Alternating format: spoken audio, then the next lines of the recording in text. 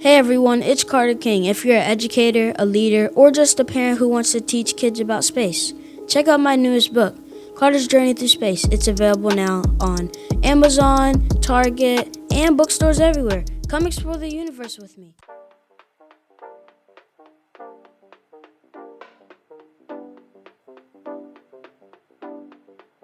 Welcome to another episode of the Contagious Culture Podcast. I'm your host, Kyle King, and the goal of this podcast is simple: to help you create environments where people thrive. Through real conversations, practical strategies, and powerful stories, we equip leaders, educators, and change makers just like yourself to build cultures rooted in purpose, performance, and authenticity.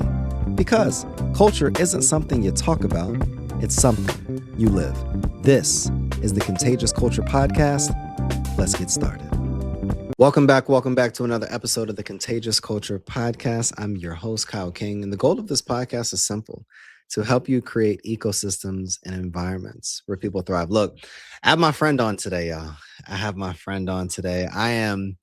I'm so excited to see you. And this woman, man, she's a trailblazer. She's a nonprofit leader, executive director. By trade, she is a researcher. And she really is leveraging her own experiences, her own story, to transform the lives and create pathways and be able to close the access gap for so many college students around the country. Dara, how you doing? I'm amazing. Rather be nowhere else than here. Looks likewise. So you do a lot. You wear a lot of hats. But for somebody that doesn't have any clue with who you are, how would you describe who you are and what you're doing? Absolutely. I would describe myself as somebody who believes in having an infectious spirit. I just believe in kind of no matter where you go, being yourself unapologetically. And gratefully, that's kind of how we came to know one another. And so a little bit about what I do is just I hope to be changing lives. I've seen it, and I hope to continue doing it by closing the access and exposure gap for underrepresented college students across the US. And so this is our 5th year anniversary, which is fantastic. And I just want to continue to do that, leaving a footprint no matter where I go, knowing that students' lives are being changed. So a little bit about me. For somebody that doesn't really understand, like they've heard the term access gap, but doesn't really understand what closing the access gap looks like and means. Like, how would you define that? Of course. It looks like first is the exposure portion of it, is you can't close the gap without showing somebody something they don't know. And so the first thing is, okay, what don't you know? We have to establish what those actual gaps are. I've learned this from my own experience, but more so from having conversation after conversation with students, which is, I don't know how to do this. I don't know where to find this. And there's a list of things it can be. Most of the time, though, it's how do I know what I want to do in my life? Like, how do I know that the career or major I've picked is even going to take me where I want to take me? And so just really having those kind of conversations with students, you have to identify the gap and then expose them to these different things, because everybody knows you like something because somebody showed you it one day. No, I agree. I think, as I go back and think about some of my even current projects that I work on, I saw it.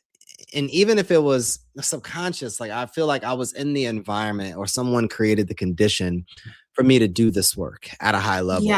And, I talk so often, especially coming from the educational sector, about the power of exposure and how you can never get unexposed to something. But can you're on the ground doing this work with students. Walk me through the power of exposure and why it's important for us as leaders to, one, be able to create opportunities for students to be exposed to more, but then two, the importance and realities of what exposure does for these students as well.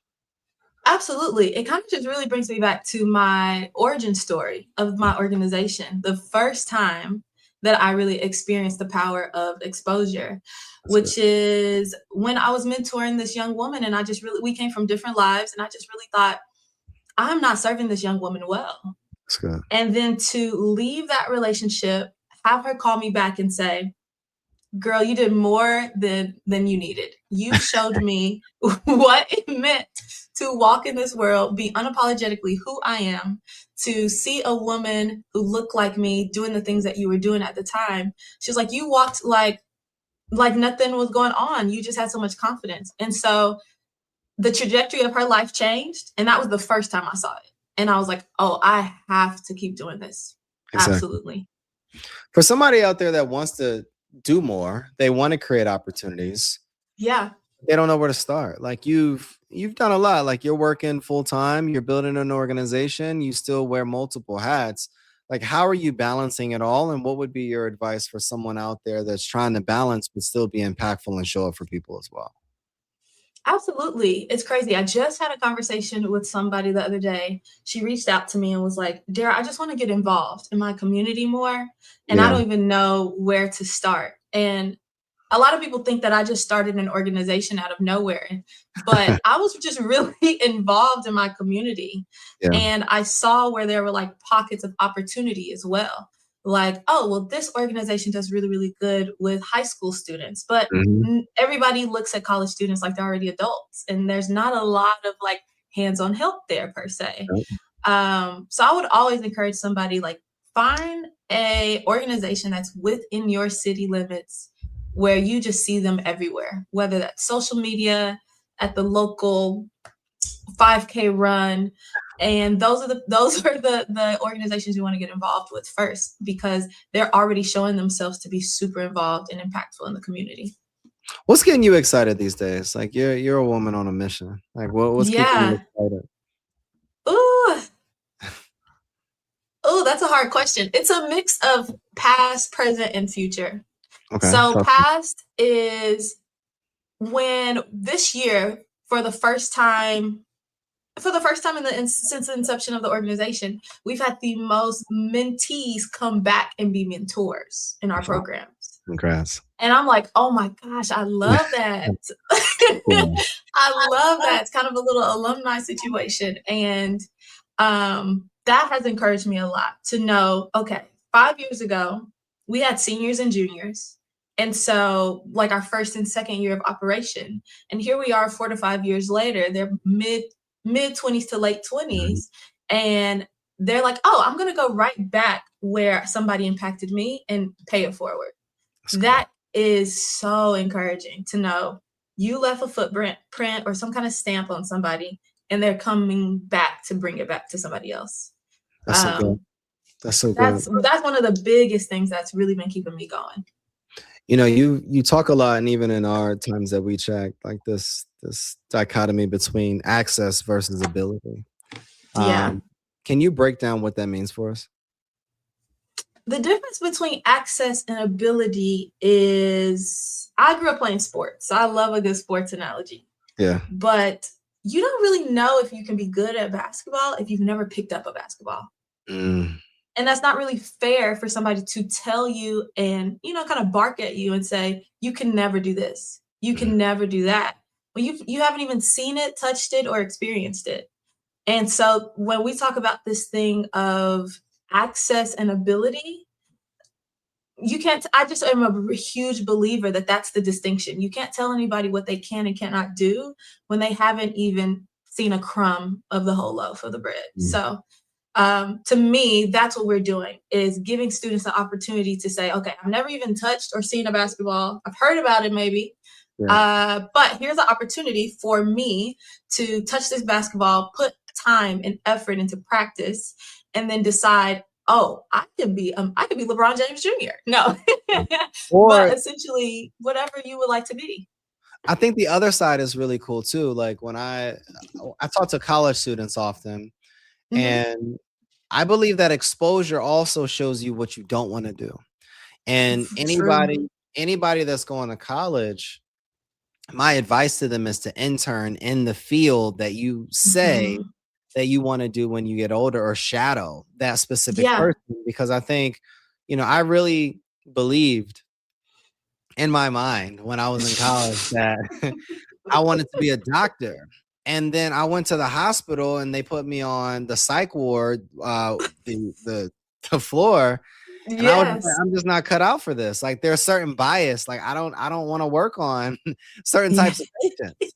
Uh Yeah.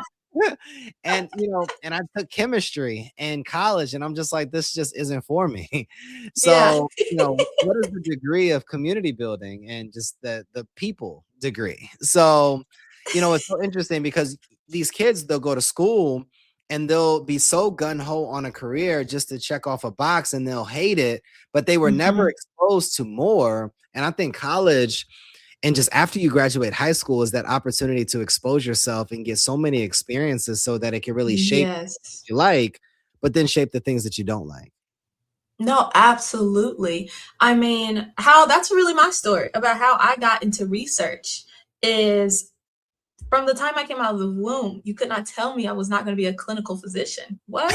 That was the dream.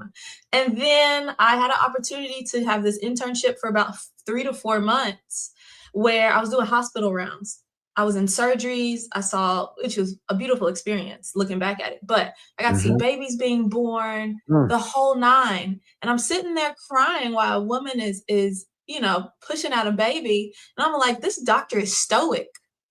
Like they're they're like checking the vitals, and I'm like, Yeah. oh, I don't have the emotional bandwidth for this.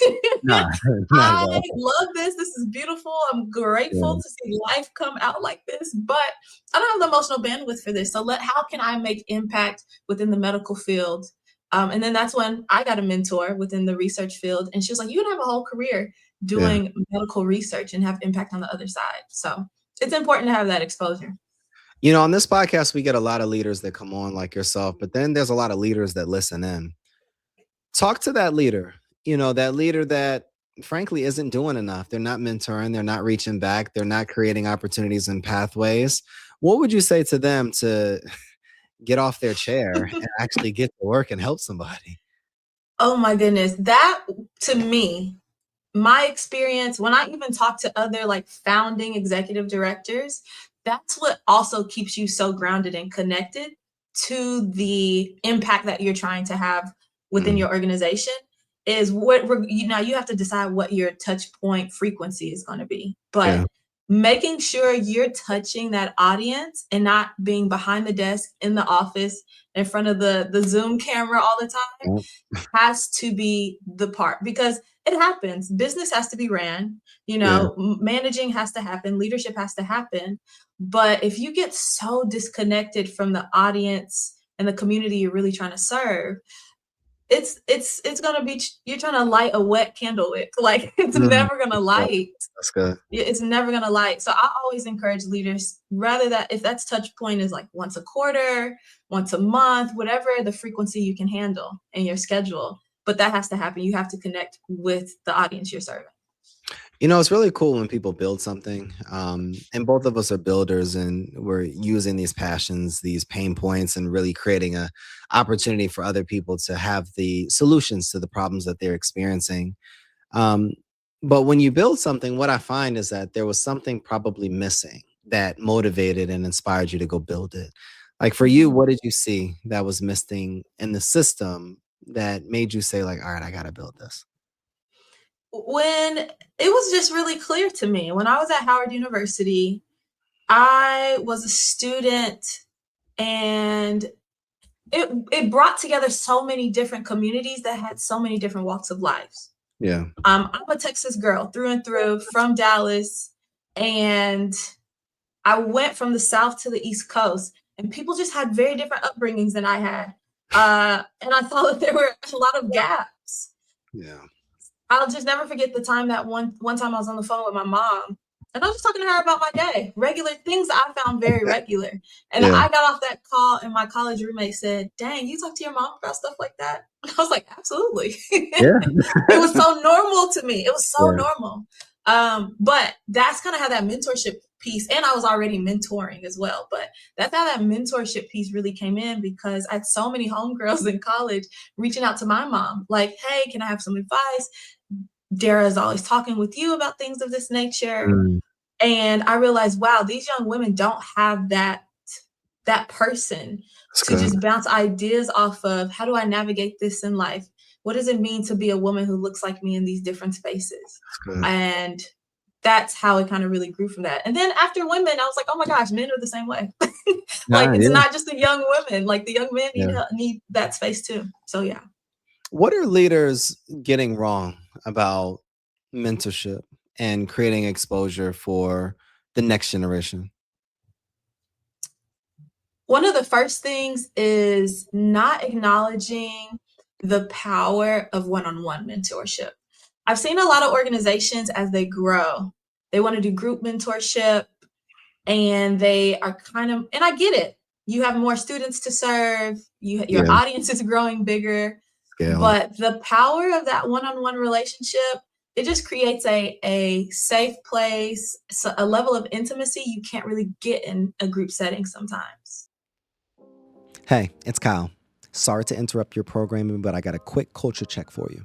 How's your team's energy right now? I mean, literally, right now. Are people feeling inspired? Or are they just showing up? See, here's the truth. Culture doesn't change because we talk about it. It changes because we live it actively every single day. And that's what I help organizations do. Build contagious cultures that people actually want to be a part of. Through keynote talks, interactive trainings, and hands-on consulting, I help leaders transform the way their teams connect, perform, and grow. So if your culture needs a little bit of spark, let's light it up together. Visit theculturelab.org, again, theculturelab.org, or connect with me directly on LinkedIn at Kyle S. King to learn more about how we can work together.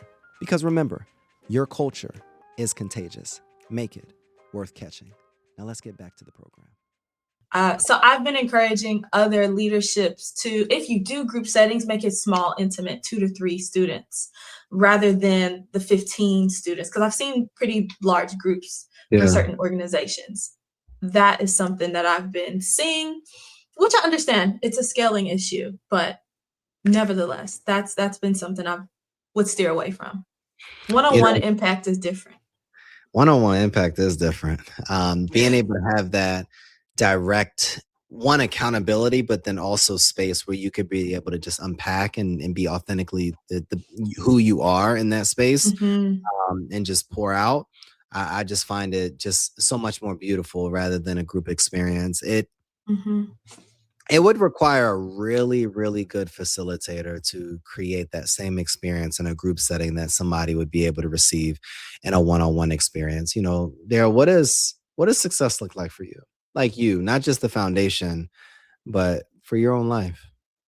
For my own life, I see it in 2 facets. I tell people this all the time. They're like, oh my gosh, you're doing medical research, you're a nonprofit leader. How do you balance it all? And success for me looks like just living my 2 dreams out at one time. And I'm grateful to really say that I'm doing that right now. And I would love to continue to do that. I think it's a blessing that I even have the opportunity and the flexibility to do that. And to wake up every day and say, I love what I'm doing. That's such a blessing. And I can't be mad at that. Like, that's really what success looks like for me. And then of course, I want to have a family. I am married and I would love to have kids. I had a great mom and I really do desire to be a good mother one of these days. No, I appreciate you saying that because I think a lot of people shy away from the personal side of like what they actually want to live. And I've been telling people lately, like, I really feel like I'm living the dream that I prayed for years ago. And as I rewind 10 years, I'm really happy at the person that I am now. But I want you to fast forward 10 years. What kind of impact do you want to have, or would you have created 10 years from now? I would love, this is how I talk about my experience at Howard University. When I say it was the best decision I made as a teenager to go to this institution, that it changed my life, that it brought me some of my lifelong friends. I would love for our students to talk like that about the Dara Ashley Foundation. That's good. To say, this organization changed my life. Without this organization, I wouldn't have the network I have. Without this organization, I wouldn't have had that internship that I needed to graduate school for my program. that is what I would love the word of mouth to be about the Dara Ashley Foundation within this next 10-year span. Absolutely. So I'm gonna put you on the spot real quick. What are you doing to get there? Like, what can the audience listening in do to help you be able to achieve that goal as well? Absolutely. So a couple of things. One is we've already spread out wide. So we are in 42 states across the US. Crazy. And we did that in 1 year, Yeah. which is still insane to say out loud. Yeah. But right now we're trying to, and I just like, using a little lingo, be at where your feet at. And so we're trying to really be intentional about digging deeper into these cities where we already have touch points and we already have a lot of our students. And so showing our students that, hey, we're available for you within the city, all hands on deck. And this is not just something that's spread wide and spread thin. We're trying to dig deep. And so that is where we are right now. And one of the programs we're doing that through is Leadership U. I love this program because, oh my gosh, I love it bad. Because it's our first program we've built based on the words and the desires of the students, right? That's good. Their feedback, their words, their needs, all being met just for them speaking up.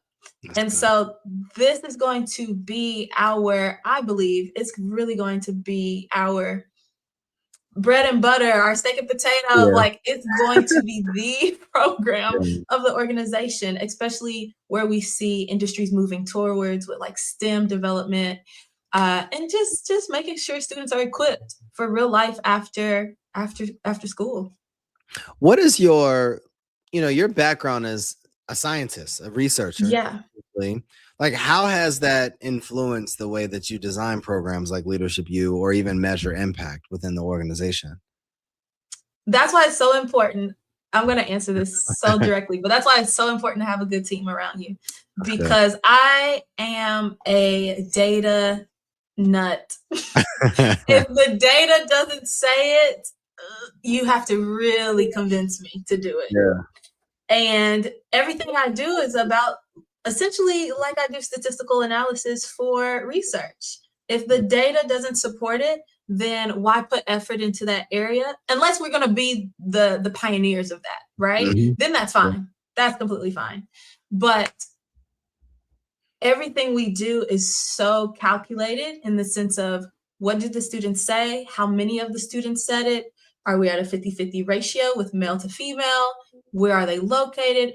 Everything. So we're super data driven. That's probably one of the biggest things I've taken from my scientific research field into the way that I do this nonprofit thing. It's interesting because when we partner data with vision and with systems, we can really be able to create something successful and sustainable. But when I think about like vision and when I think about systems, oftentimes they don't work hand in hand, because you have a massive vision. What does that actually look like in practice when we start to implement systems as well? It is being intentional about what you're actually, like, what's the actual deliverable from this? That is kind of the thing that, grounds me. So, okay, we keep saying this program is supposed to really provide access for students so that these skills are super transferable and accessible to be used as soon as they gain the skills. Good. Okay, how are we going to measure that? Because then we can get into the weeds, and that's how it gets messy. Like, oh my gosh, we can do this. Oh my gosh, we can do this. Because vision is natural and it's beautiful, and not everybody does have vision. But that's why I keep saying it, because I did not have it at the beginning, is team. Like, who you have around you can really balance that out for you as well. How do you stay grounded? When you're building something at a high level, when you have multiple people, when you have various avenues that you could go. Yeah. What keeps you grounded? Oh, my family. I love them. I love them. There's like 3 really big things that really keep me grounded. One is my faith. One is my family. And then health and wellness. I'm a believer in. I thought we were going with the 3 F's, so I was like, faith. I was going to fitness, I guess.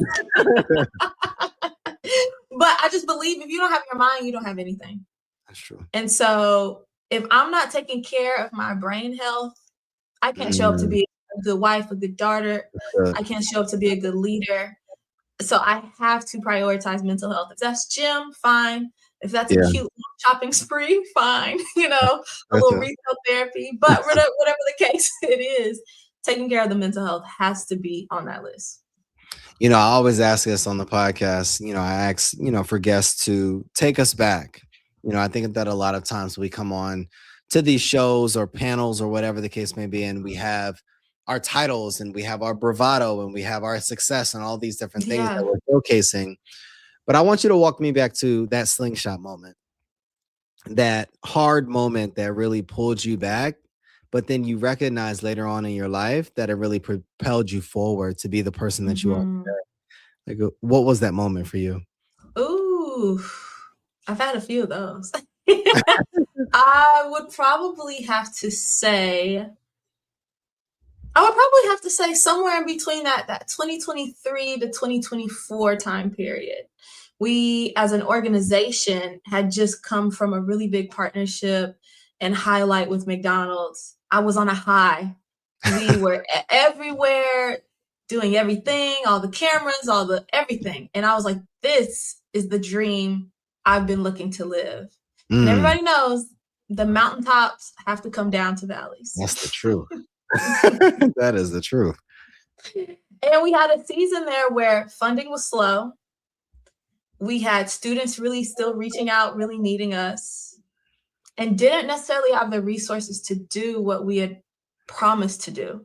And it got really, and I say scary, but it got really scary in the sense of, wow, failure is kind of an option here. When that never crosses my mind. It's like, okay, we can pivot, but failure is not something I usually think about often. And in that moment, I had to just sit back and be like, oh, wow, this is real. This has the possibility of failing. I appreciate you being vulnerable in that, because there's a lot of organizations that don't even see that as a reality, and they continue to pivot, or they continue to lack pivoting, and they don't really make the necessary adjustments for their organization to be able to shift so that it can be able to move forward. They just kind of sit in the funk, in a sense. What are some of the adjustments that you've had to make so that your organization can be here years later? One of the first things was, how do we build sustainability? And what do I mean by that? Not non-financially, is we have to have a system. How we operate this organization, because at that time it was like, if Dara's not running this organization, does the organization run? No. Exactly. And so in that, I was like, life is going to continue happening to me and to everybody else. Things we cannot control, where I am going to have to step away. It's just life. And I have to set up this organization for success that it runs without me. And gratefully, how would I say this? I want to run this organization for a long time, but in the incident that doesn't occur, can this live beyond me? And that was one of the bigger focuses really early on. Once I realized, if I take a 10-second pause, the organization takes a 10-second pause as well. And am I running a business, or am I just self-employed? Let me ask you this question. What's one word that describes your leadership style? Collaborative. I want to hear what you have to say. I am really, really big on, of course, if it's something and I have to make the final decision, of course, I can do that. That's easy. It's in my natural nature. But if I wanted only to hear Dara's voice and make Dara's decisions, I would sit in a room by myself with empty walls. And that's just not what I'm looking for. I want there to be an open space for everybody who's at the table to have an opinion on what we're doing as long as it is always driving us to the mission. That's good. I'm gonna ask you a few rapid fire questions. Okay. This should be interesting. So when I ask you the question, just kind of fire off the quickest thing. Okay. Early morning or late nights? Late night. Coffee or tea? Coffee. A book that shaped how you think? Ooh, the Ta-Nehisi Coates book. I can't think of the name of the title. Any book by him, really. Okay. A habit you refuse to compromise on? Cold plunge and sauna in the morning. All right, that's fair. Every morning? Monday, Wednesday, Friday. Okay. Mentorship or self-discipline? Which matters more? Self-discipline. Lab work or live speaking? Ooh. Live speaking. One thing people misunderstand about you? That I know everything. Legacy in one word. Impact. Impact in one word. Longevity. I thought you was gonna say legacy. And I want you to finish this sentence for me. Real change happens. Okay. Real change happens when. Real change happens when. Oh, real change happens when people's lives change. Too changey. Let me see. Really, I'll speak from my experience. Real change happens when people come back. Okay. You have 60 seconds to give a speech to 100,000 people. Mm-hmm. You have to give it within 60 seconds. This speech is going to be stamped as your message, your mission, your words that will always be with you when people think about your name. What would you say? I would say everything that you do in this life, you should do it because it brings you joy and because it's connected to your purpose. That's good. Money will always find you. A hustle will always be there. Always will. But waking up to something you really enjoy doing, that is indescribable. Dara, what's next for you? Like, where can we find you? How can we support your initiatives as well? Absolutely. So a lot of ways. If you're in the Houston, Texas area, we have a block party coming up May 2nd, very soon. And I'm excited for it. It's in the heart of Houston.